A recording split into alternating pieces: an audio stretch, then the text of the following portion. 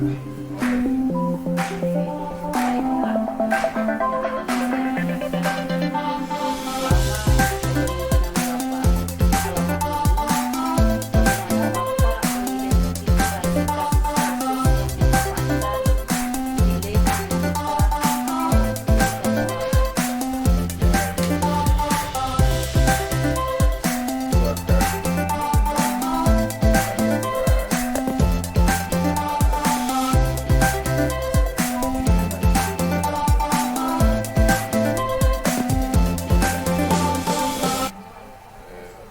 benar, persis benar, kemudian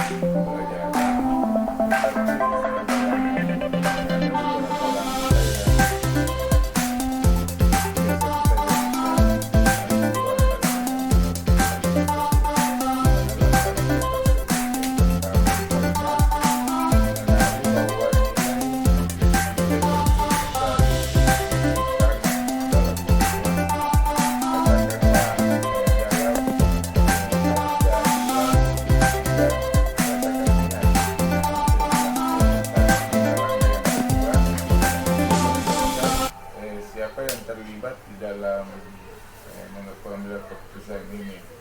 Seperti yang disampaikan di awal tadi dalam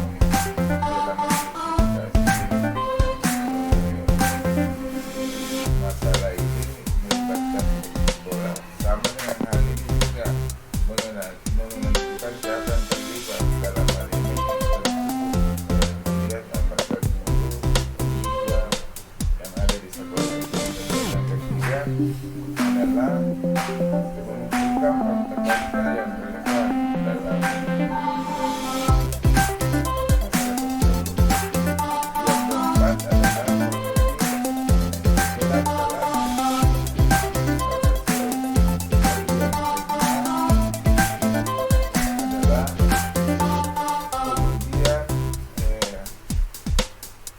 paradigma, kemudian paradigma dalam hal ini benar versus benarnya. Di sini ada rasa keadilan,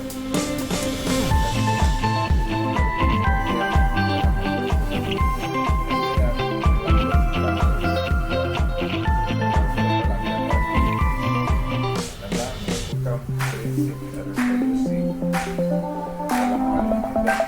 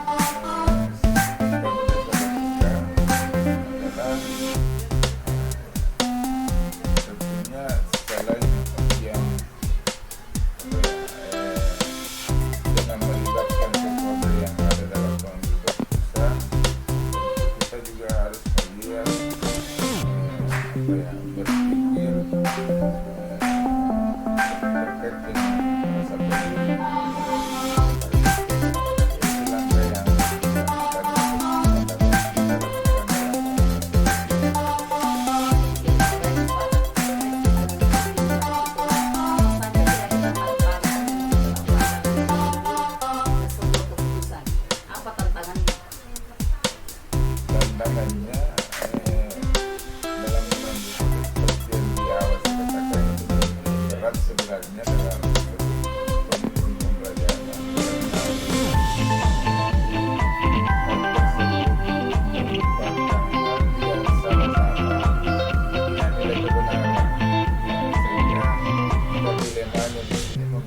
mengambil satu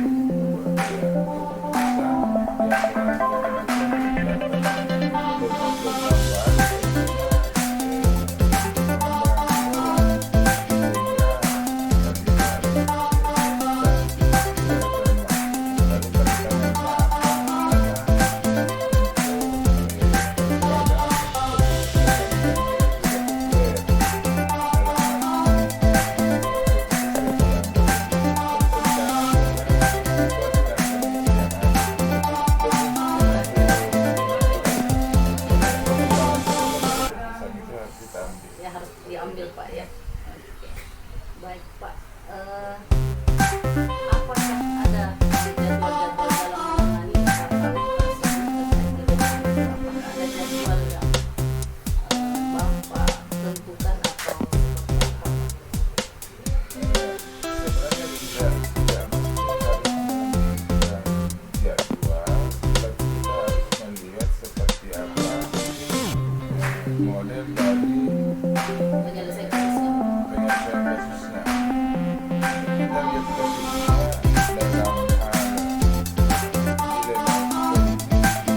Ada satu metode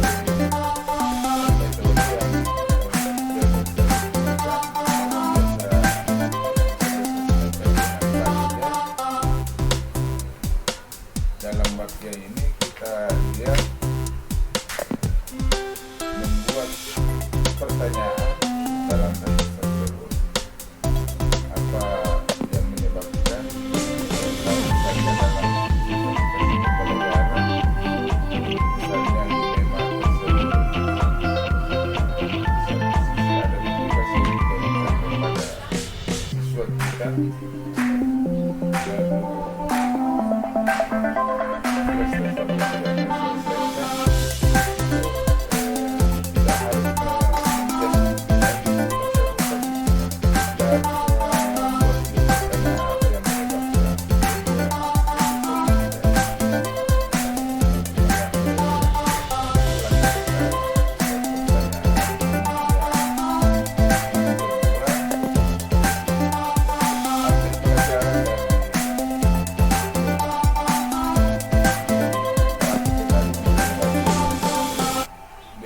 buat pertanyaannya, kemudian A-nya ambil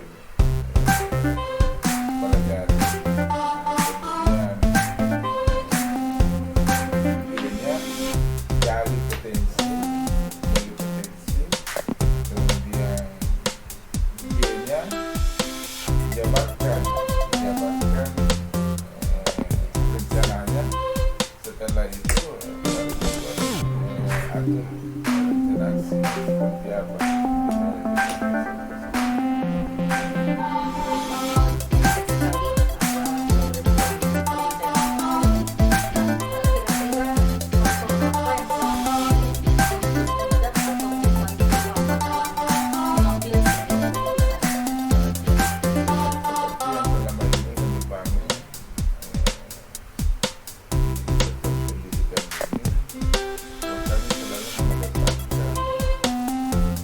Komunikasi dan komunikasi kolaborasi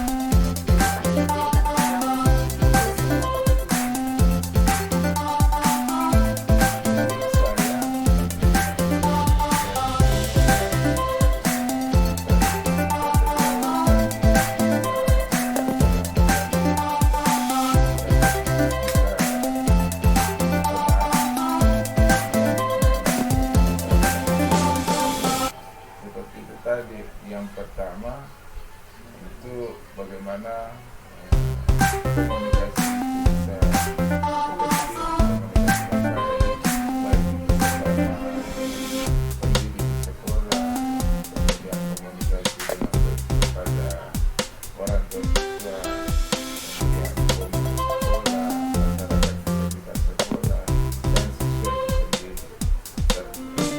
Pertama adalah bagaimana membangun komunikasi. Yang kedua,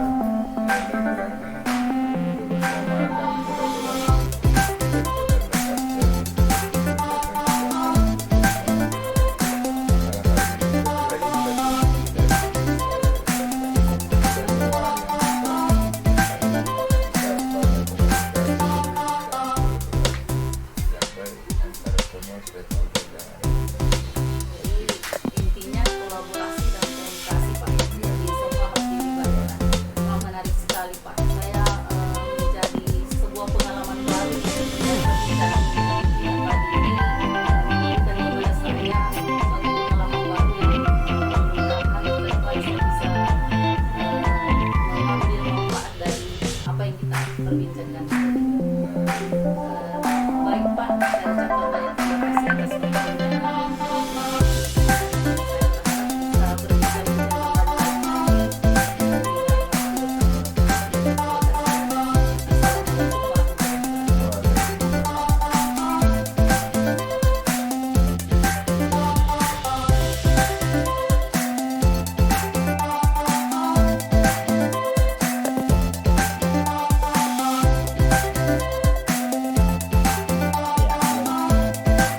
Assalamualaikum warahmatullahi wabarakatuh.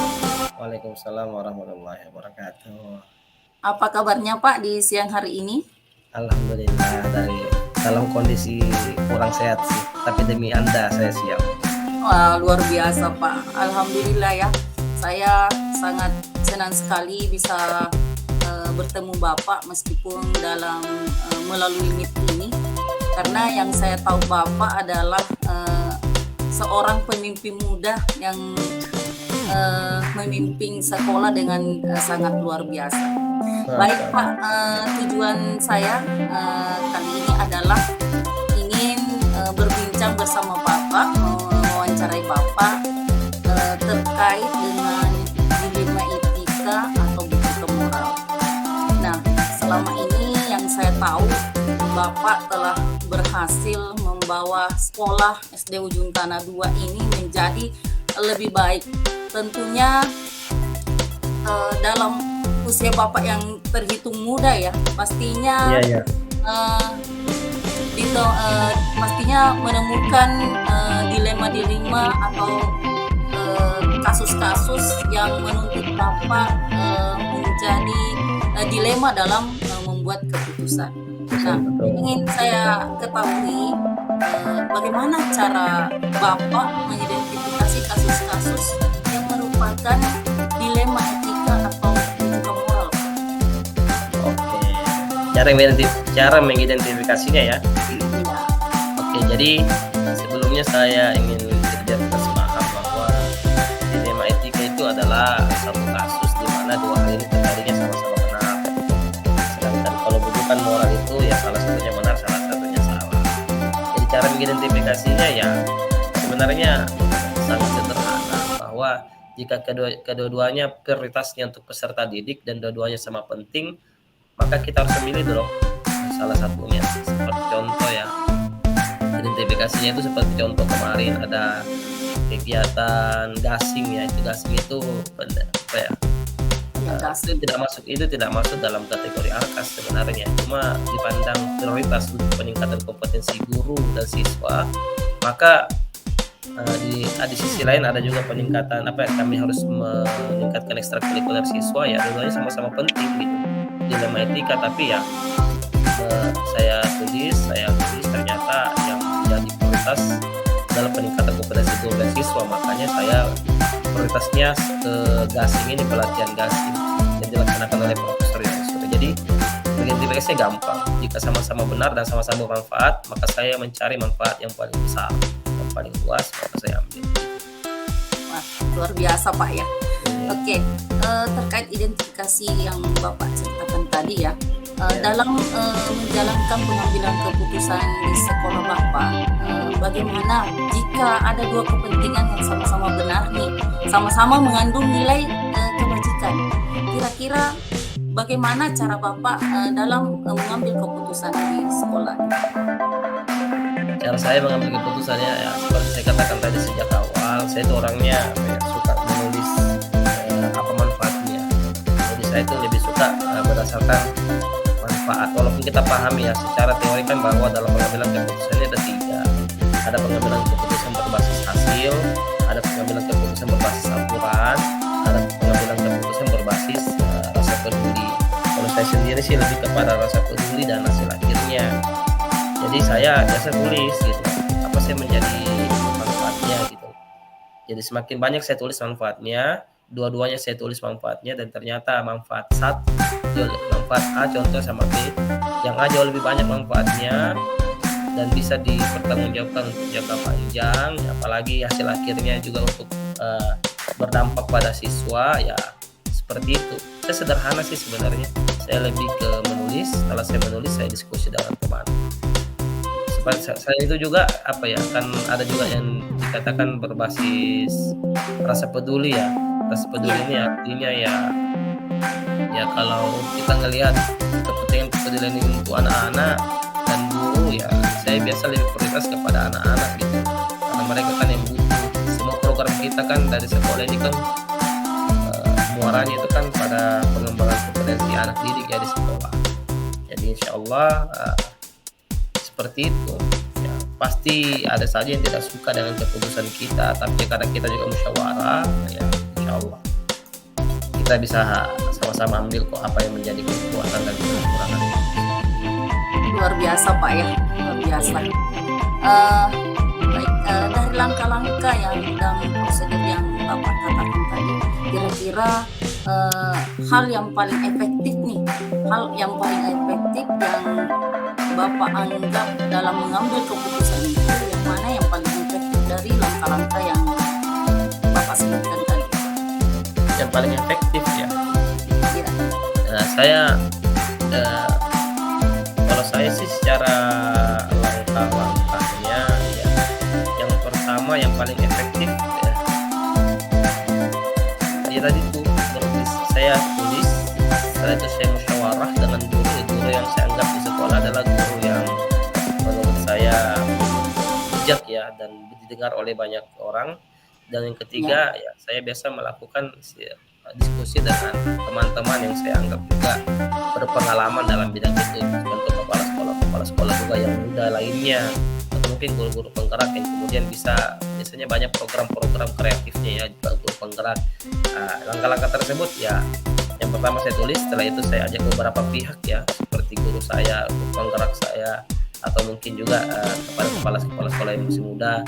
Setelah itu ya yang paling efektif ya itulah menurut saya dua langkah tersebut. Nah, setelah terakhirnya ya kita putuskan di dalam rapat gitu. Kita putuskan di dalam rapat apa yang menjadi keputusan bersama gitu. Ya ingat ya di dalam keputusan bersama itu ada saja orang yang pro dan kontra gitu loh. Ya, pro dan kontra banyak. Ya, pro dan kontra biasa ya. Itu tapi dilema etika aja pro dan kontra, apalagi bujukan moral gitu loh. Seperti itu. Baik Pak, luar biasa. Nah, yang tadi Bapak katakan Bapak ada guru muda, ada guru penggerak yang Bapak pimpin ya di situ. Nah, yang ingin saya tanyakan lebih lanjut lagi yaitu selama ini apa saja tantangan dalam mengambil keputusan, utamanya kasus-kasus yang dilema etika Pak? Ya tantangan terbesarnya berasal dari guru kita ya, karena namanya sekolah itu kan segala keputusan kan kita ambil berdasarkan musyawarah mufakat. Ini artinya ya kita bicarakan terus dalam rapat. Saya katakan tadi sejak awal ada pro dan kontra. Tantangan terbesarnya adalah adanya guru-guru yang tidak sepakat dengan keputusan kita. Dan kita anggap biasa seperti itu. Itu tantangan terbesarnya. Karena diingat secara baik-baik ya, namanya tantangan ini kan bukan untuk melemahkan kita ya. justru untuk menguatkan kita. Jadi terkadang kita juga di sekolah itu bikin tim juga ya, bagaimana ada tim yang bisa berusaha membantu kita. Jadi biasanya itu ada teman-teman yang tidak suka dengan keputusan kita, saya biasa panggil balik, minta tolong dengan dia, tolong dibantu ya, program ini kita mau jalan bersama demi kebutuhan sekolah. Kita sudah putuskan dalam rapat. Kalau diputuskan dalam rapat, ya siap-siap kita harus selesaikan secara bersama-sama gitu loh. Nah, bukan berarti ditolak konsulta itu artinya itu ditolak, tidak, tapi kan kita ambil apa yang menjadi apa yang menjadi prioritasnya. Yang kedua, berdampak pada siswa jauh lebih banyak gitu. Istilah saya selalu gaskan aja kalau pemakan teman-teman buat kegiatan, digaskan. Itulah tantangan terbesar dari siswa, dari mana, dari guru. Kalau yang kedua sih dari dana bos ya, kalau ada dana bos ya. Biasa ya, dana bos. Kalau ada dana bos, ya tantangan juga itu, karena biasanya uang pribadi kepala sekolah keluar. Ya, tantangan juga Pak ya. Oke Pak. Ya, dalam menghadapi kasus dilema etika ini Pak, kira-kira ketika Bapak ingin menyelesaikannya, apakah Bapak butuh waktu atau langsung menyelesaikannya dalam waktu tertentu atau langsung diselesaikan? Saya sih tergantung ya, ada yang sifatnya tentatif, ada yang sifatnya butuh perencanaan, ada yang sifatnya langsung spontanitas. Ya, jadi tergantung kita lihat masalahnya. Kalau masalahnya butuh perencanaan, ya maka kita secara bertahap, kita menyelesaikannya secara bertahap. Tapi jika kasusnya diselesaikan secara spontan, ya kita harus selesaikan secara spontan. Kayak kemarin ya, ada kasus saya, siswa sekolah saya itu dia ada ini kayaknya dia tanda-tandakan merokok gitu.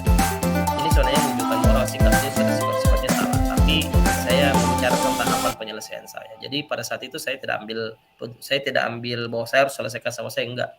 Saya butuh gurunya dulu menyelesaikan dengan siswa tersebut. Setelah itu hari berikutnya dengan orang tuanya, dengan guru, hari ketiganya baru dengan saya.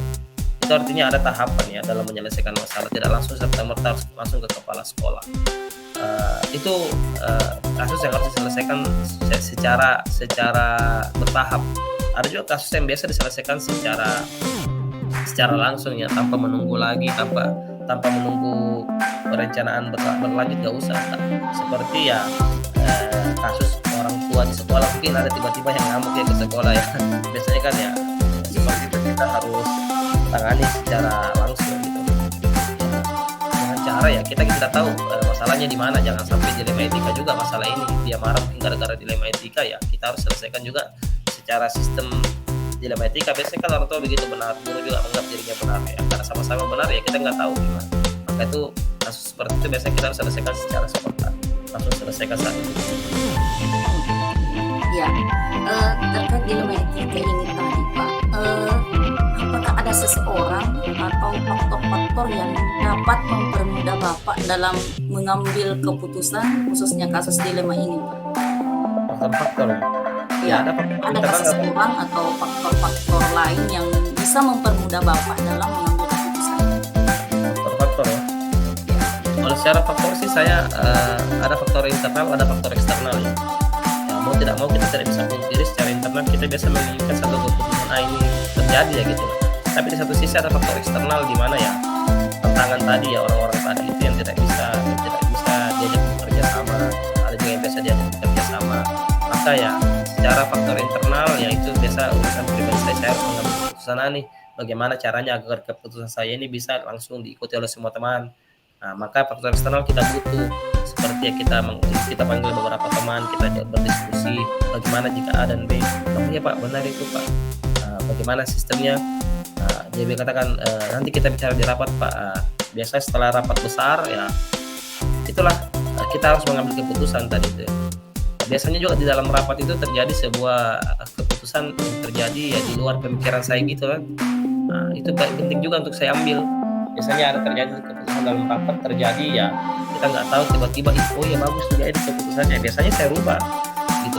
Saya rubah keputusan itu, kita ambil dan keputusan yang baru itu dengan harapan itu prioritasnya berdampak pada siswa dan dampaknya jauh lebih besar seperti itu.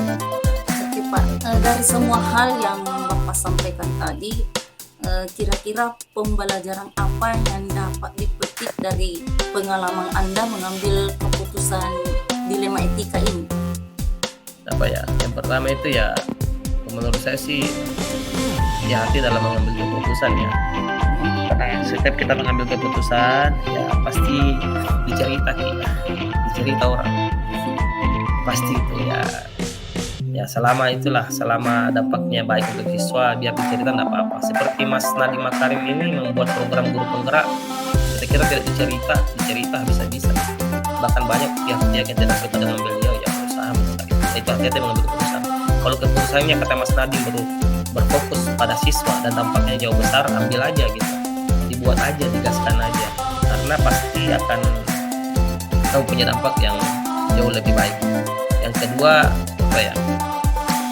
berdiskusilah sebelum mengambil keputusan. Berdiskusi, karena kenapa diskusi itu penting? Kita juga tidak bisa menganggap bahwa pemikiran kita ini jauh lebih baik daripada orang lain. Makanya sebelum mengambil keputusan, berdiskusi dengan teman sekolah, dengan teman di luar sekolah juga, dengan komunitas lain. Ya seperti itu. Mungkin seperti itu yang bisa saya bantu jelaskan. Luar biasa sekali nih Pak. Mudah-mudahan apa yang kita perbincangkan hari ini dapat menjadi pengalaman berharga dan saya dapat ilmu baru nih dari Bapak. Saya sangat berterima kasih karena Bapak sudah bersedia kepala sekolah paling muda kayaknya Pak ya di Kota Makassar.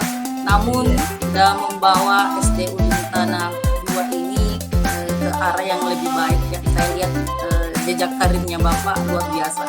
Semoga saya bisa menjadikan Bapak inspirasi saya untuk berbuat lebih baik lagi ke depan, menjadi pemimpin masa depan. Terima kasih banyak waktunya Pak. Saya akhiri. Wassalamualaikum warahmatullahi wabarakatuh. Waalaikumsalam warahmatullahi wabarakatuh.